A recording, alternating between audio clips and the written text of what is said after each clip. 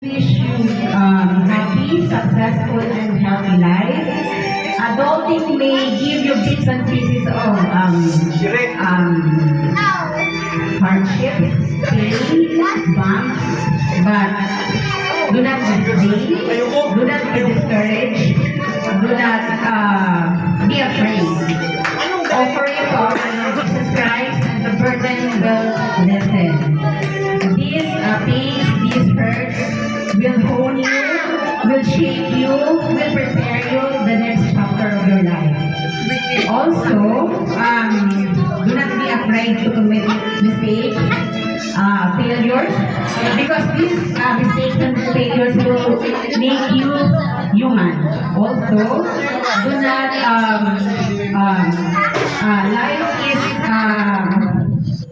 life is difficult, and you have to adjust and be resilient, be prayerful, be thankful, be humble, and lastly, don't forget to say thank you to our Creator and to your parents.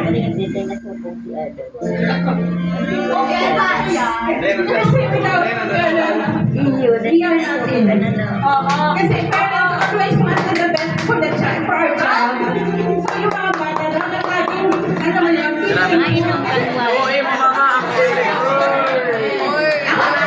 ako ang nanay ng Gabriela, okay?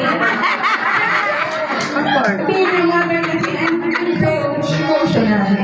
Kasi, everything that happens to your child, is a mother. Be thankful to your mother, to your parents, to your lola and lola. Kasi, they have been your support ever since. So, yun lang, be prayerful kasi, every time na we pray, lahat ng prayers natin na narinig Lord.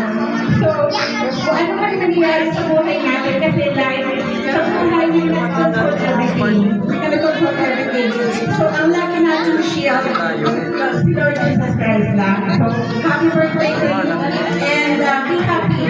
Enjoy life.